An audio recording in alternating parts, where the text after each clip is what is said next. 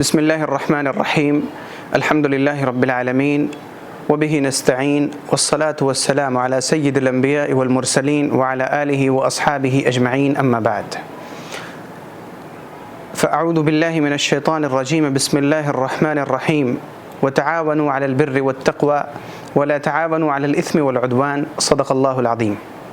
ہم نے اس سے پہلے بہت ساری باتیں قرآن و حدیث کی روشنی میں پیش کی ہیں۔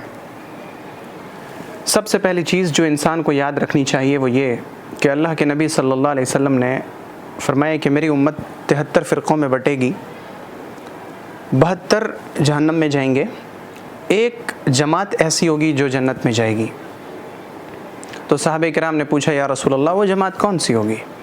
پیغمبر صلی اللہ علیہ وسلم نے کسی جماعت کا نام لے کے ارشاد نہیں فرمایا کہ یہ فلانی جماعت ہوگی، بلکہ حضور صلی اللہ علیہ وسلم نے ان کی علامت اور پہچان بتائی، ما انا علیہ و اصحابی، یہ وہ لوگ ہوں گے جو اس چیز پر ہوں گے جس پر میں ہوں، اور اس چیز پر ہوں گے جس پر میرے صحابہ ہیں، یعنی سنت پہ ہوں گے، اور جماعت یعنی جماعت صحابہ کے طریقے پہ ہوں گے۔ ہر شخص دعویٰ کرتا ہے کہ میں اہل السنت والجماعت سے ہوں، یعنی رسول اللہ کی سنت پہ ہوں اور میں جماعت صحابہ کے طرز پہ ہوں۔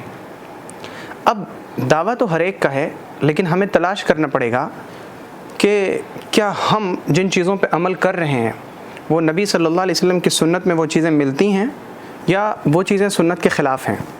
ہم نے اس سے پہلے جتنی باتیں پیش کی ہیں یہ سب وہ باتیں ہیں جن کا تعلق سنت سے ہے۔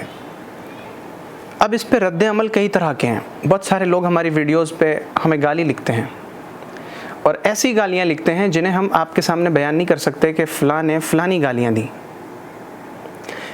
ان لوگوں کا میں کچھ جواب نہیں دینا چاہتا، میرا کام تو صرف پہنچا دینا ہے، میرا کام صرف بتا دینا ہے، ماننا نہ ماننا یہ تو سامنے والے کا کام ہے۔ وہ ہماری بات کو دلیل کی روشنی میں دیکھے، وہ اپنے اوپر سے تعصب کا چشمہ ہٹائے، وہ جماعت کا چشمہ ہٹائے، وہ کسی لیول کو جو اپنے اوپر وہ لگائے بیٹھا ہے اس کو ہٹائے، پھر وہ دیکھے کہ میری بات میں سچائی کتنی ہے، میں جو باتیں پیش کر رہا ہوں یہ قرآن و حدیث کے مطابق ہیں یا قرآن و حدیث کے خلاف ہیں۔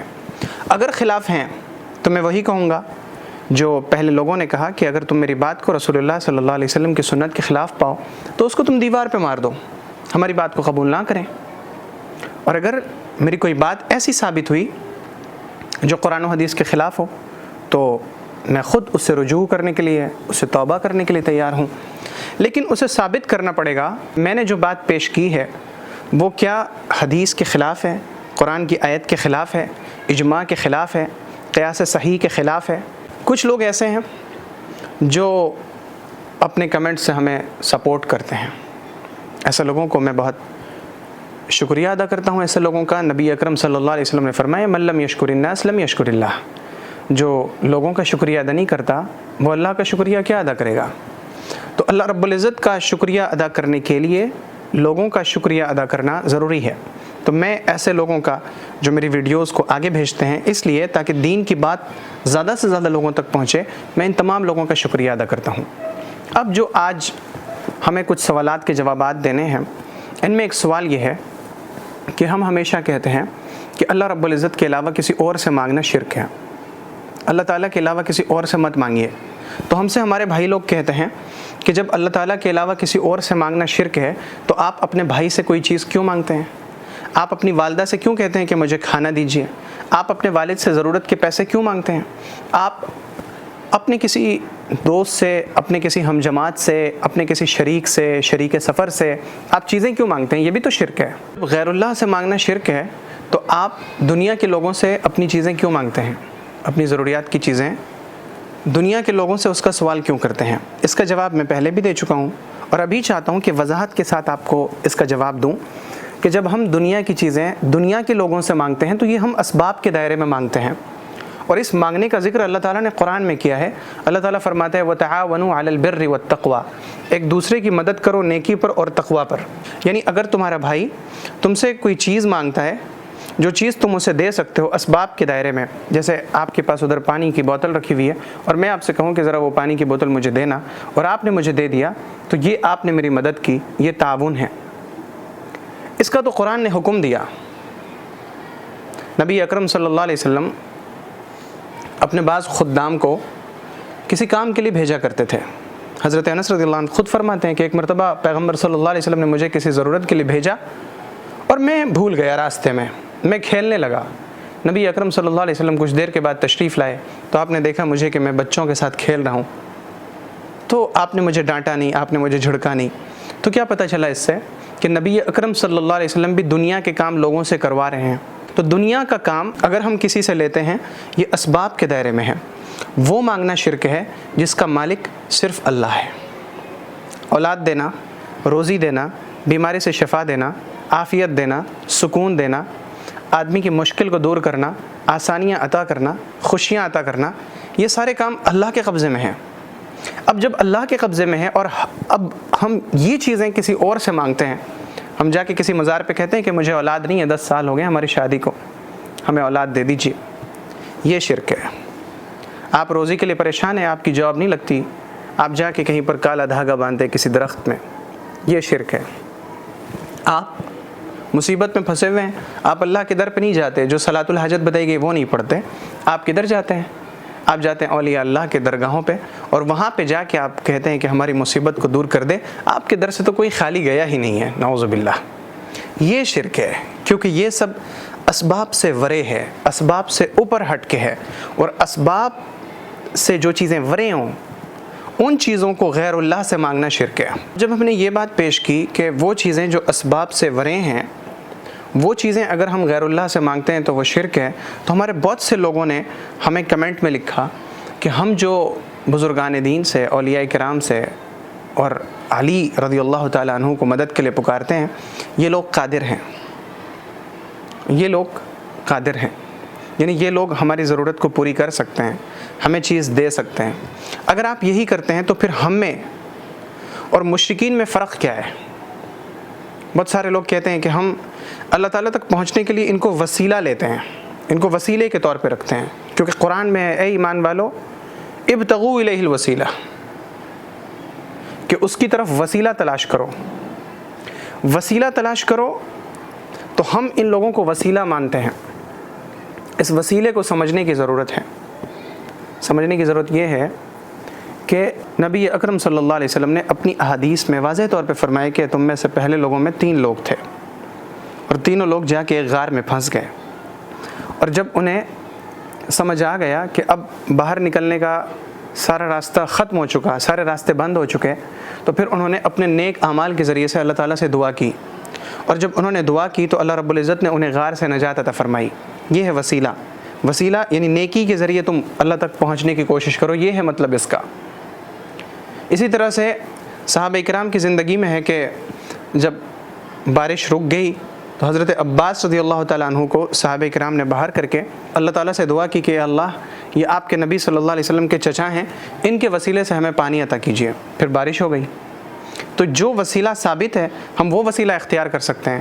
تو انہوں نے اس وقت حضرت عباس سے نہیں مانگا کہ حضرت عباس ہمیں پانی دے دیجیے، ہمیں بارش برسا دیجیے، انہوں نے مانگا اللہ رب العزت سے۔ اب اس سے ہمارے لوگوں کو غلط فہمی یہ ہوئی کہ یہ لوگ کہتے ہیں کہ ہم ان کی مزاروں پہ جا کے ان سے نہیں مانگتے، اللہ سے مانگتے ہیں۔ تو جب آپ اللہ سے مانگتے ہیں تو مزار پہ جا کے کیوں مانگتے ہیں؟ آپ اپنے گھر میں کیوں نہیں مانگتے؟ پھر آپ انہیں مدد کے لیے کیوں پکارتے ہیں؟ آپ یا فلاں یا فلاں یا فلاں کی پکار کیوں لگاتے ہیں؟ آپ دہائی کیوں لگاتے ہیں؟ آپ ان سے کیوں مانگتے ہیں؟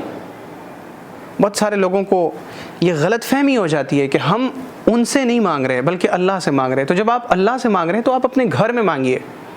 آپ ان کے مزار پہ جاتے ہیں لمبے لمبے سفر کر کے، جس چیز کے بارے میں نبی اکرم صلی اللہ علیہ وسلم نے حکم فرمایا کہ قبرستان کی زیارت کرو، اس کی زیارت ہماری زندگی میں اتنی نہیں ہے جتنی کہ مزارات کی ہے۔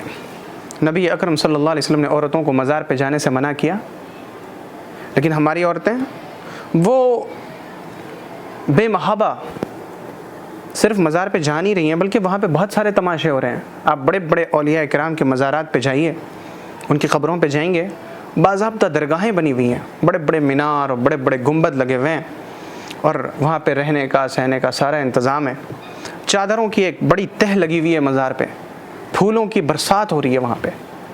یہ سب شرک و بدعات ہیں، یہ خرافات ہیں جو دین میں تھی نہیں لیکن لوگوں نے لا دیں اور انہیں دین بنا لیا۔ اب معاملہ یہ ہوا کہ جو اصل دین ہے نا وہ چھپ کے رہ گیا، اور یہ سب جو بدعات تھیں وہ بالکل اوپر آ گئیں. تو ہمیں فرق سمجھنا ہوگا کہ جو کہا گیا کہ وسیلہ تلاش کرو یعنی نیک اعمال کا وسیلہ تلاش کرو، یہ حدیث سے ثابت ہے. اور آپ جو کہتے ہیں کہ یہ لوگ ہمارے اللہ کے ہاں ہمارے سفارشی ہیں، یہی بات تو مشرکین مکہ کہتے تھے. وہ کہتے تھے کہ نہیں، ہم ان کی عبادت نہیں کرتے، ہؤلاء شفعاؤنا عند اللہ، یہ تو اللہ کے نزدیک ہمارے سفارشی بنیں گے. تو ہم میں اور ان میں پھر فرق کیا ہے؟ اس وجہ سے اس نقطے کو سمجھنا بہت ضروری ہے. اچھا، اس سے پہلے کہ ایک ویڈیو میں ہم نے یہ بیان کیا تھا کہ مردوں کو زندہ کرنا یہ اللہ کا کام ہے، تو اس پہ پھر ہمارے بہت سارے لوگ ہمیں جواب دیتے ہیں کمنٹ میں کہ اگر مردوں کو زندہ کرنا صرف اللہ کا کام ہے تو پھر حضرت عیسیٰ علیہ السلام نے مردوں کو کیسے زندہ کیا؟ وہ بھی تو مردوں کو زندہ کرتے تھے.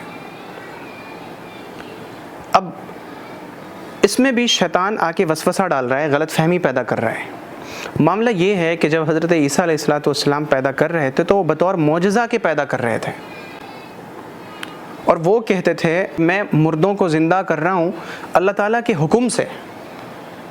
اور جب تک اللہ رب العزت کی اجازت رہی انہوں نے مردوں کو زندہ کیا. یہ ان کا معجزہ تھا. انبیاء کرام کے ہاتھوں پہ اللہ رب العزت معجزے عطا کرتا ہے. اب آپ اس پہ کہیں گے کہ تو پھر ولیوں کو اللہ نے کرامت عطا فرمائی. ہم پوچھتے ہیں آپ سے کہ ابھی جب سے موبائل آیا ہے، جب سے کیمرہ آ گیا ہے، اب یہ معجزے اور کرامات نظر کیوں نہیں آتے بھائی؟ اب یہ سارے کرامات چھپ گئے، یا دنیا سے صاحب کرامات سارے بزرگ ختم ہو گئے. پہلے تو بزرگان دین پانیوں پہ چل رہے تھے، ابھی تک کوئی ویڈیو نہیں آئی ہے کہ بزرگ صاحب پانی پہ چل رہے ہیں یا ہوا میں اڑ رہے ہیں یا مردوں کو زندہ کر رہے ہیں. کوئی ثبوت نہیں پیش کر رہا ہے. اور پھر یہ کہ اللہ رب العزت نے اگر حضرت عیسیٰ علیہ السلام کو یہ معجزہ عطا فرمائے مردوں کو زندہ کرنے کا، تو یہ اتنی بڑی بات تھی کہ قرآن پاک میں آئی. نبی اکرم صلی اللہ علیہ وسلم کی پوری زندگی میں، آپ پوری زندگی کو سیرت رسول کو پڑھیے، آپ کو ایک بھی واقعہ ایسا نہیں ملے گا. کیوں؟ صحابہ کرام کی زندگی میں کوئی بھی ایسا واقعہ نہیں ملے گا. تابعین کے پورے زمانے میں ایک بھی ایسا واقعہ پیش نہیں آیا. آپ نے بس کہانیاں بنا لی، اور ان کہانیوں کے نتیجے میں ہوا یہ کہ اصل دین چھپ کے رہ گیا. اصل دین ہماری زندگی سے رخصت ہوتا جا رہا ہے، اور جو غلط چیزیں ہیں، خرافات ہیں، بدعات ہیں، وہ ہماری زندگی میں آ رہی ہیں. ایک بات اس کے علاوہ ایک بات جو بہت زیادہ اٹھائی گئی جب میں نے بتایا کہ اس طرح کے واقعات جو بزرگان دین کے سلسلے میں مشہور ہوتے ہیں تو یہ درست نہیں ہے. تو اس پہ ہمیں بہت سارے لوگوں نے کہا کہ ہم اولیاء کے گستاخ ہیں. پہلی بات تو یہ سمجھ لیں کہ ہر وہ شخص جو گناہوں سے بچتا ہے وہ اللہ کا دوست ہے. قرآن میں خود اللہ فرماتا ہے ان اولیاءہ الا المتقون، اس کے دوست تو وہ ہیں جو گناہوں سے بچتے ہیں. تو ہر وہ انسان جو نیک عمل کرتا ہے، گناہوں سے بچتا ہے، وہ اللہ کا دوست ہے، وہ ولی ہے. یعنی اللہ تعالیٰ فرماتا ہے کہ جس نے میرے ولی سے دشمنی کی، میری طرف سے اس کے لیے اعلان جنگ ہے. میں ولیوں سے دشمنی نہیں کر رہا ہوں، میں بات بتا رہا ہوں کہ آپ نے ولیوں کی طرف جو چیزیں منسوب کی ہیں نا وہ غلط ہیں.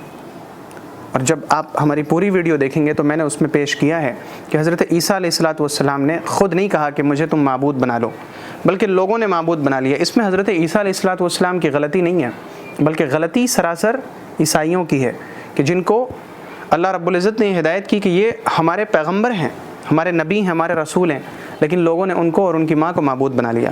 تو غلطی اس میں ہم یہ نہیں کہتے کہ بزرگان دین نے خود بیان کی، بلکہ لوگوں نے ان کے تعلق سے یہ چیزیں گھڑ لیں. ہم اولیاء کے گستاخ نہیں ہیں بھائی.